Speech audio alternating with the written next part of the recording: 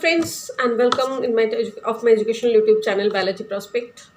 So शुरू करते हैं आज के वीडियो। और आज के वीडियो में हमारे जिन विषय पर हम लोग डिस्कस करेंगे, इनका बेसिक जो कंसेप्ट है वो आई से रिलेटेड है, यानी कि ह्यूमन आई के बारे में हम लोग डिस्कस करेंगे। जैसे मैंने पहले पिछले वीडियो में आप लोग को ऑलरेडी ह्यूमन आई के स्ट्रक्चर के बारे में डिस्कस किया था, और उसमें मैंने बताया था कि ह्यूमन आइज जो है 3 लेयर्स का रहते हैं, scleroid, choroid and the retina. तो इन तीनों लेयर को कवर करके आउटसाइड में जो लेयर प्रोटेक्शन देते हैं उसको हम लोग कंजंक्टिवा कहते हैं। तो आज के हमारी जो वीडियो है, इस वीडियो में हम लोग जानने वाले हैं वर्किंग ऑफ द ह्यूमन आई, यानी कि हमारे ह्यूमन आई काम कैसे करते हैं, ये मूव कैसे करते हैं। ओके, दैट मीन्स हमारे जो आई बॉल्स है, ये आई balls up down different directions में ये आई बॉल मूव कैसे करते हैं, एंड पावर ऑफ एक्मोडेशन, लाइट कैसे एक्सेप्ट करते हैं हमारे आईज, एंड कैसे क्लियर इमेज हमारे आई में फॉर्मेशन होते हैं। एंड इसके साथ एडिशनल इन्फॉर्मेशन के तौर पे जो आपके इस सब्जेक्ट से रिलेटेड है, बहुत ही इंपॉर्टेंट पार्ट है, different defects of human eyes. इसके बारे में भी आज इस वीडियो के थ्रू हम लोग जानने वाले हैं। तो चलिए शुरू करते हैं आज के टॉपिक। तो मेरा पहला जो स्लाइड में आपके सामने रख रही हूँ वो है वर्किंग ऑफ ह्यूमन आई। हमारी जो ह्यूमन आई है वो काम कैसे करते हैं, यानी कि वो रोटेशन जो होते हैं वो कैसे होते हैं। दोस्तों, आपको याद होगा मेरे पिछले वीडियो में जब मैं ह्यूमन आई के स्ट्रक्चर्स के बारे में बताया होगा। अब अगर आप लोगों ने देखा है तो बहुत अच्छे, नहीं तो फिर उसको देख लीजिएगा तो समझने में आसानी होगा। ह्यूमन आई में नॉर्मली 3 तरह का मसल्स के बारे में मैंने बताया था। एक मसल्स जो लेंस को कोरॉइड, यानी कि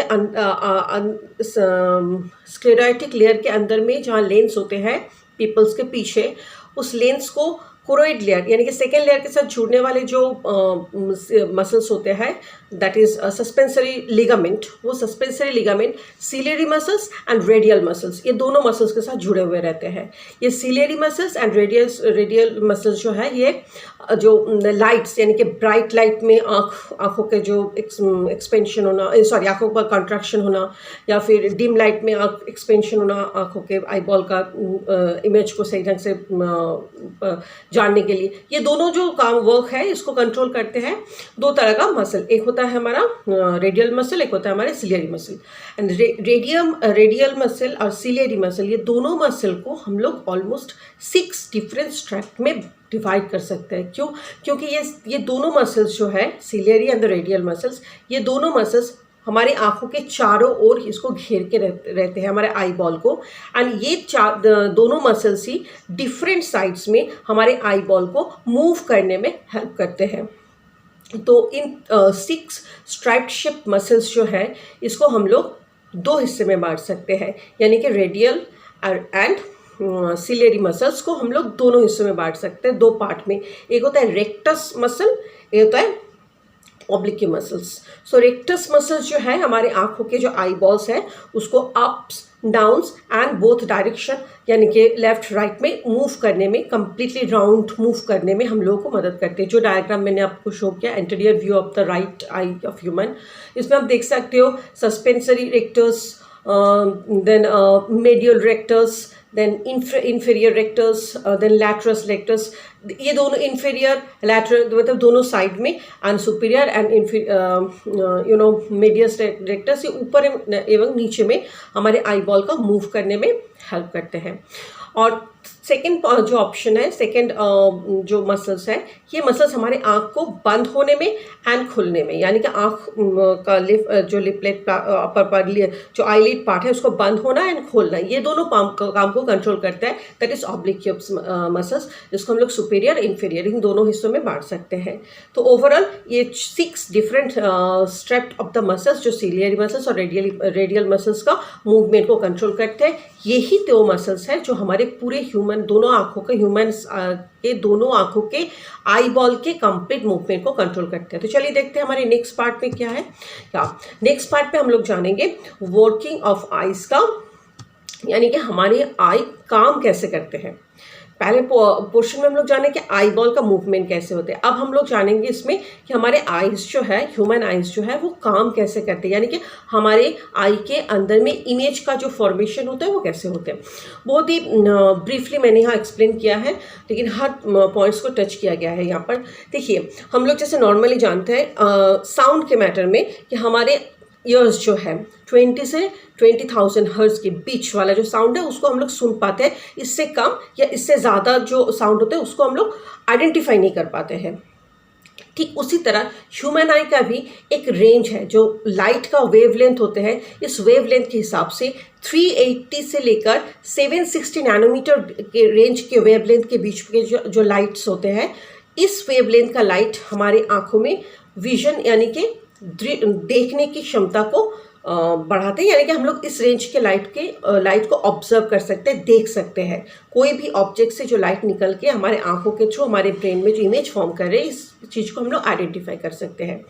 अब इस फंक्शनल पार्ट, अगर हमारे ह्यूमन आई में इमेज फॉर्मेशन के कंप्लीट इमेज फॉर्मेशन के जो काम करते हैं डिफरेंट पार्ट्स, उसको हम लोग डिवाइड करते हैं तो दो हिस्से में हम उसको बांट सकते हैं। एक होता है डायप्रेट्रिक यानी कि फोकसिंग पार्ट, दैट मीन्स बाहर से कुछ भी अगर डायरेक्टली आंखों में तो एंटर नहीं कर सकता, उसको ऑलरेडी बाहर में कई सारे सपोर्टिव एक्सेसरी पार्ट्स हैं जो हम लोग पहले जान चुके हैं। अब बाहर से जो लाइट आके हमारे आंखों में एंटर कर रहे हैं वो 2-3 लेयर को क्रॉस करते हुए फिर अंदर वो रेटिना तक पहुंच रहे हैं, रेटिना के वॉल में इमेज फॉर्मेशन कर रहे हैं। तो पहला जो लेयर है, दिस इज द पहला जो पार्ट्स है, जो combination of the different layers, उसको हम लोग कॉर्निया, कंजंक्टिवा, पहले कंजंक्टिवा आएगा बिकॉज बाहर का जो आउटर लेयर होता है उसको conjunctiva, then cornea, then lens, and in cornea and conjunctiva के बीच में एक लिक्विड रहते हैं जिसे हम लोग बोलते हैं एक्वस ह्यूमर, और जस्ट लेंस के पीछे में एक लिक्विड होते हैं जिसको हम लोग बोलते हैं विट्रियस ह्यूमर। ये दोनों लिक्विड के बारे में मैंने लेंस आई स्ट्रक्चर ऑफ आई में बता चुकी हूँ।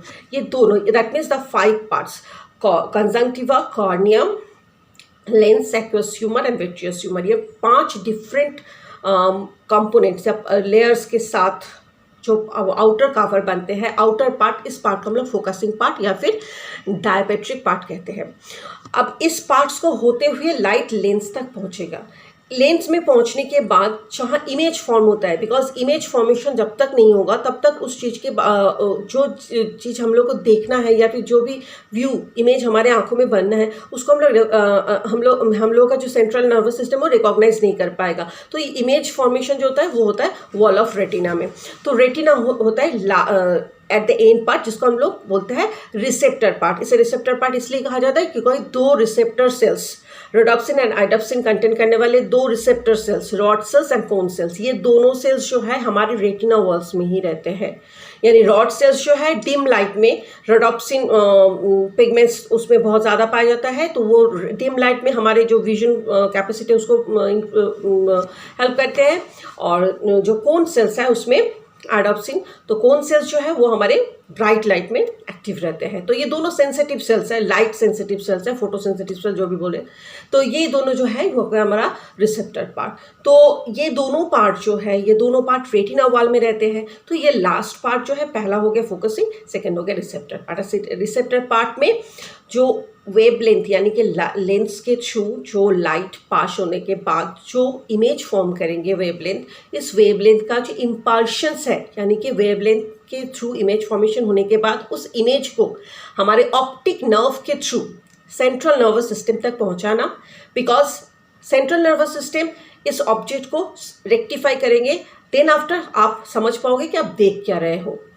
सो ये जो प्रोसीजर है, कंप्लीट प्रोसीजर है, नर्व कंट्रोल करते हैं और बाहर से लाइट फोकसिंग होने के बाद ये इमेज फॉर्म करते हैं। देन आफ्टर इसका हम लोग ये नॉर्मली जो भी ऑब्जेक्ट हम लोग देखते हैं वो इन्वर्ट होके, और जो भी ऑब्जेक्ट का प्रॉपर साइज होता है उससे हमेशा स्मॉल साइज का इमेज हमारे आंखों के अंदर रेटिना के वॉल में फॉर्मेशन होते हैं।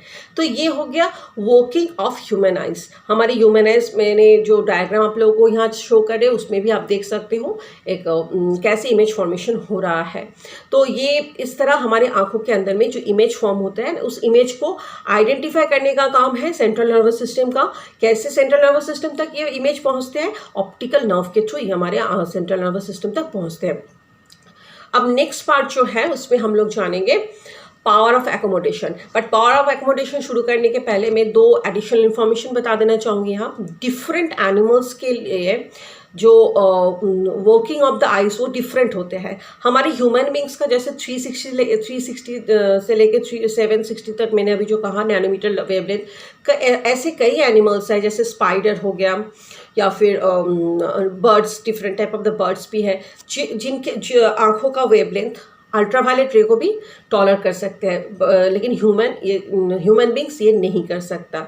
और कभी कभी आप लोगों का ये क्वेश्चंस भी आता है कि नॉक्टर्नल एनिमल्स यानी कि निशाचर जिसको हम लोग बोलते हैं, रात में जो एनिमल्स, शेर हो, बिल्ली, कुत्ता, ये लोग का आँखों का जो जलता है, इसका बेसिक रीज़न क्या है? First of all nocturnal animals जो है इन लोग का डे विजन उतना क्लियर नहीं होता है। नॉर्मली इसका रीज़न यही बताया जाता है कि लोग के आंखों में रॉड सेल का मात्रा अधिक होता है, कोन सेल से।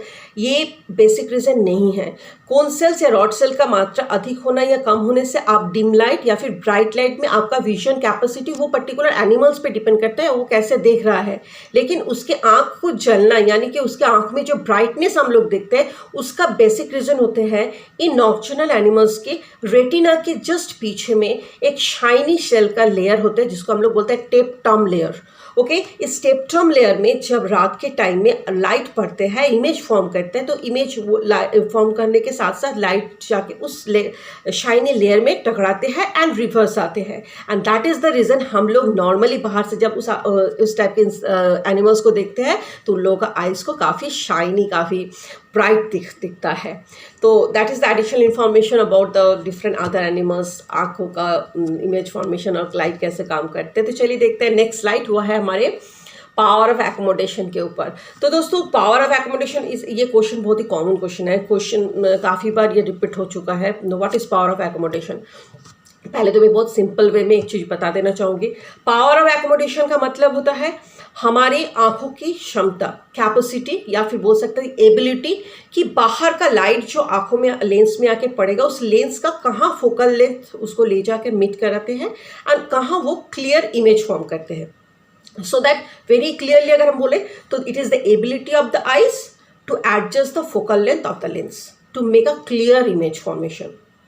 हमारे आँखों के अंदर में लाइट जिस फोकल लेंस के जिस फोकल लेंथ का मतलब होता है, आप लोग फिजिक्स में पढ़े होंगे, लाइट पढ़ने के बाद कन्वेक्स लेंस में वो कन्वर्जेंट होते हैं, तो लाइट एक जगह मीट होकर उस पर्टिकुलर ऑब्जेक्ट का इन्वर्स इमेज बनाते हैं। तो वो उस जिस पॉइंट पे इन्वर्स इमेज बना रहे हैं उसको फोकल लेंथ कहते हैं। तो उस फोकल लेंथ का कैपेसिटी हमारे आइज में जैसे होते हैं उसको बोलते हैं, उसी प्रोसेस को बोला जाता है power of accommodation. So concrete definition मैं स्लाइड पे दिया हूँ, आप लोग वहाँ से उसको लर्न कर सकते हो।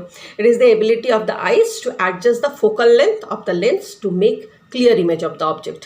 अब ये फोकल लेंथ को कंट्रोल कौन करते हैं? फोकल लेंथ को कंट्रोल करने का सिंपल मीनिंग है हमारे लेंस का जो मूवमेंट है उसको जो मसल्स कंट्रोल करेगा सेम फोकल लेंथ को वही कंट्रोल करेगा। तो मैं पहले भी बता चुकी हूँ हमारे ह्यूमन आइज का जो लेंस है उस लेंस को कोरोइड पार्ट जो है आँखों में, उस कोरोइड पार्ट के साथ जुड़ के रखता है ciliary muscles and ciliary muscles के साथ लेंस को जुड़ता है सस्पेंसरी लिगामेंट दोनों साइड में। जैसे कि आपको यहाँ दिख रहा है ब्लू कलर का जो मसल्स आपको दिख रहा है मेरा डायग्राम में, वो है सस्पेंसरी लिगामेंट।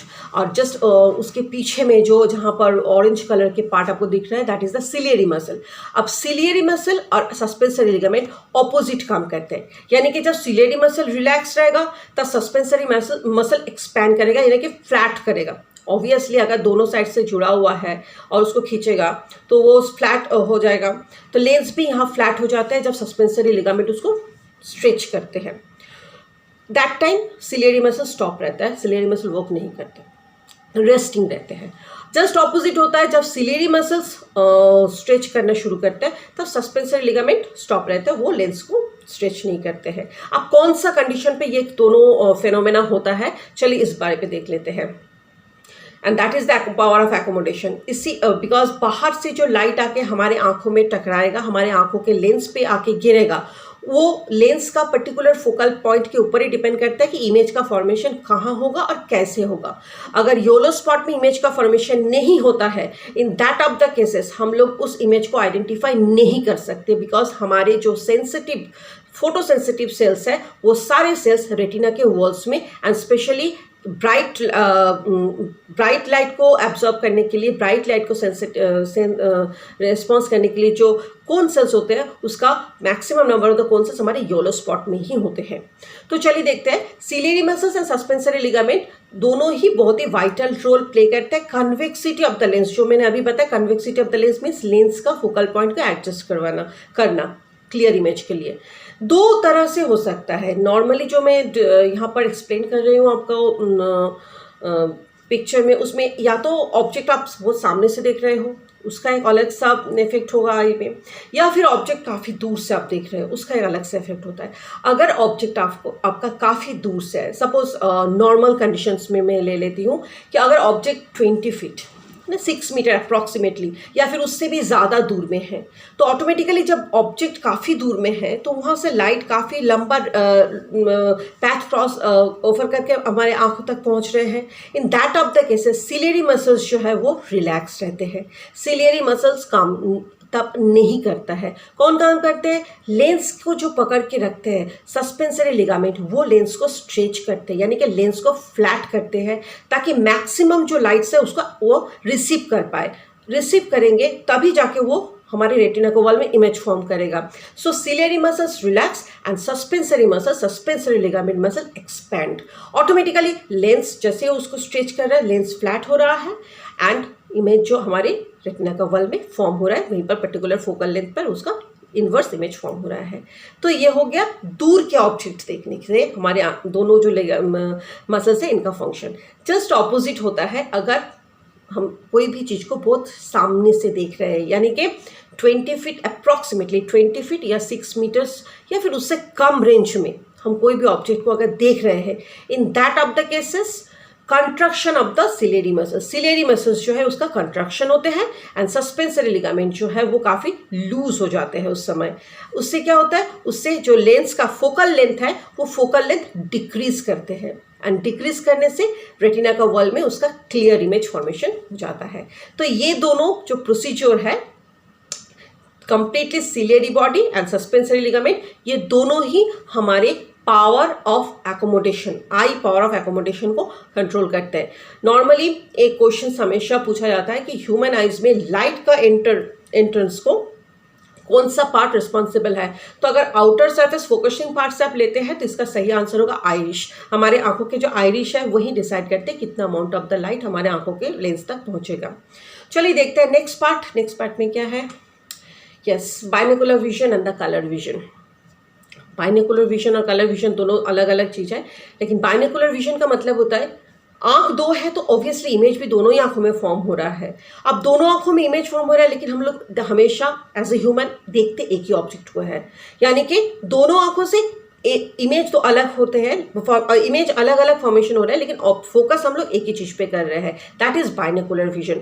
कई सारे ऐसे एनिमल्स हैं जिनके आंखों में दो आंखों से दोनों अलग अलग इमेज, यानी कि दोनों अलग इमेज वो लोग ऑब्जर्व कर सकते हैं, उन लोगों का ब्रेन उसको सपोर्ट करते हैं, लेकिन ह्यूमन ऐसे नहीं है।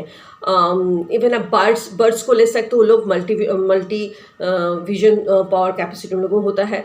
नॉर्मली मैमल्स यानी या फिर आपका मैन, एप्स, मंकीज, इन लोगों का जो आई विजन है ये लोग हमें ये आई विजन हमेशा बाइनोकुलर, यानी कि दोनों आंखों से एक ही चीज़ पे आप फोकस कर सकते हो। डायग्राम मैंने दिया है, उस डायग्राम में भी बहुत ही क्लियरली इस चीज़ को एक्सप्लेन किया गया है। आप देख सकते हो बाइनोकुलर विजन में दोनों आंख से एक ही ऑब्जेक्ट को डिफरेंट एंगल में एक ही जगह पे फोकस करके उसको ब्रेन में एडजस्ट करके आपको उस इमेज के बारे में अलर्ट कर दिया जाता है। अब मोस्ट ऑफ द जो अब आते हैं कलर विजन में, तो मोस्ट ऑफ द एनिमल्स जो है हमारे अर्थ में कलर विजन में हम एज ए ह्यूमन मीन्स हम लोग कलर को बहुत अच्छे रेक्टिफाई कर पाते हैं। हम लोग इस कलर विजन के मैटर में हम लोग का आइज़ काफ़ी सपोर्ट करते हैं, बिकॉज हमारे आइज़ में कोन सेल्स का मात्रा अधिक है एंड रॉड सेल्स भी है, लेकिन कंपेरेटिवली कोन सेल्स बहुत ज़्यादा होते हैं येलो स्पॉट में। तो हम लोग कलर विजन में भी इस चीज़ को बहुत अच्छे से देख पाते हैं, क्लियर कलर विजन होता है मोस्ट ऑफ द मैमल्स। लेकिन कुछ मैमल्स जो है उनके आंखों का जो कलर विजन होते हैं वो लैक यानी कि कम कलर विजन होता है। नॉर्मली जैसे बर्ड्स हो गया, इनका डे कलर विजन बहुत ही क्लियर होता है, बिकॉज इन लोगों के रेटिना में जो है प्राइमरीली कोन सेल्स बहुत अधिक मात्रा में, मतलब ह्यूमन से भी ज़्यादा होते हैं, तो इन लोगों का डे विजन जो होता है ये बहुत ही क्लियर होता है। लेकिन मैन या human, apps, monkey, birds, fresh water कुछ एनिमल्स को अगर हम लोग ले लेते हैं तो नॉर्मली मैमल्स में कलर विजन अच्छे होते हैं, लेकिन हम लोग बाकी मैमल्स के कंपेरेटिवली हम लोग का जो कलर विजन है उसका लेवल थोड़ा सा लो होता है। रात के टाइम में हम लोग आई मीन डिम लाइट में कलर चीज़ को हम लोग आइडेंटिफाई नहीं कर पाते हैं। तो ये जो चीज़ है इस चीज़ को हम लोग को ध्यान में रखना चाहिए। नेक्स्ट पार्ट जो है वो है कुछ common defects of human eyes. तो common defect of human eyes अगर सिलेबस के हिसाब से हम लोग चलते हैं, यानी 10th सिलेबस में ICSE CBSE स्टेट बोर्ड के, तो 5 डिफरेंट कॉमन डिफेक्ट्स के बारे में आप लोग का सिलेबस में एक्सप्लेन किया गया है, जिसमें से बहुत ही ज़्यादा इंपॉर्टेंट है आपका मायोपिया यानी कि शॉर्ट साइटनेस एंड हाइपरमेट्रोपिया यानी कि लॉन्ग साइटनेस। अब इन दोनों के जो नाम हैं, इन नाम के हिसाब से अगर हम डिस्क्रिप्शन देने जाएँ तो मायोपिया जो है इसका जो मेन स्ट्रक्चर में यहाँ आपको स्लाइड में प्रेजेंट किया, मायोपिया में होता क्या है, हमारे लेंस में जो आई का जो लाइट एंटर करने के बाद जो फोकल लेंथ बनते हैं, यानी कि इमेज फॉर्मेशन जहाँ पर होता है वो इमेज रेटिना तक पहुँचते ही नहीं है। यानी कि होता क्या है, सामने नियर ऑब्जेक्ट्स को तो हम लोग बहुत ही अच्छे से ऑब्जर्व कर पाते हैं, बिकॉज नियर ऑब्जेक्ट से जो लाइट आते हैं वो हमारे रेटिना तक उसका लाइट पहुँच रहा है, वहाँ पर इमेज फॉर्मेशन कर रहे हैं, तो उस ऑब्जेक्ट को हम लोग बहुत अच्छे से देख पाते हैं। लेकिन दूर का जो विजन होते हैं मायोपिया में, दूर का विजन ब्लर हो जाता है, दूर का विजन हम लोग नहीं देख पाते हैं, बिकॉज दूर से आए हुए लाइट हमारे लेंस में जो मायोपिया अफेक्टेड मायोपिया से अफेक्टेड पेशेंट्स होते हैं उनका आंखों का दूर का विजन बहुत ही पुअर होते हैं, क्योंकि उनका आंखों का रेटिना वॉल तक इमेज फॉर्मेशन होता ही नहीं, उसके पहले इमेज फॉर्मेशन हो जाता है। और इसका बेसिक रीजन होता है लेंस जो है हमारे आंखों के अंदर में, उस लेंस का एंड आई बॉल का, दोनों में से किसी भी एक का कर्व शेप यानी कि बेंट हो जाना, आई बॉल का शेप में डिफरेंट होना, या फिर हमारे जो लेंस है उसको बेंट कर्व जैसे शेप बन जाने से प्रॉपर अमाउंट में लाइट अगर एंटर नहीं किया एंड अगर लाइट रेटिना के वॉल तक पहुंचा ही नहीं, इमेज फॉर्मेशन होगा नहीं, तो फिर आप उस चीज़ को ऑब्जर्व कैसे करोगे। तो मायोपिया में वो यही प्रॉब्लम होता है, सामने वाले ऑब्जेक्ट्स आपको बहुत अच्छे से दिख जाता है, लेकिन दूर के जो ऑब्जेक्ट्स है, दूर के जो इमेज है वो ब्लर दिखता है, कंप्लीट नहीं दिखते हैं। इसका जो ट्रीटमेंट होता है या फिर बता सकते हैं करेक्टिव मेजर हम लोग इसमें ले सकते हैं। एक कॉन्केव लेंस अगर आंखों के सामने यूज़ किया जाए तो उस कॉन्केव लेंस होते हुए हमारे आंखों के कॉन्वेक्स लेंस तक जब पहुंचते हैं तो वो विजन क्लियर हो जाते हैं, यानी कि हम इस डिजीज़ को ओवरकम कर सकते हैं। नेक्स्ट पॉइंट है हमारे हाइपरमेट्रोपिया। जैसे मैंने डायग्राम में आप लोगों को दिखाया है, हाइपरमेट्रोपिया में जस्ट इसका ऑपोजिट होता है। ऑपोजिट इसलिए होता है कि इसमें दूर का जो डिस्टेंस है वो आपको बहुत क्लियर दिखेगा, लेकिन सामने का जो ऑब्जेक्ट्स रहेगा आपका, वो सामने वाला ऑब्जेक्ट्स आपको ब्लर दिखेगा। इसका भी मेन रीज़न होता है आपका आई बॉल का एंड लेंस का बहुत ज़्यादा थीन हो जाना, यानी कि डिस्टर्ब में आई में जितना भी डिफेक्शन होते हैं या फिर आई में जो भी प्रॉब्लम्स आते हैं, मैक्सिमम प्रॉब्लम्स आपके लेंस से ही जुड़ा हुआ रहता है। या तो लेंस के ऊपर उसका परख हो जाते हैं, उसका प्रोटीन लेयर्स आ जाते हैं, या फिर लेंस का स्ट्रक्चर या फिर शेप बदल जाता है। That is the reason different problems आते हैं।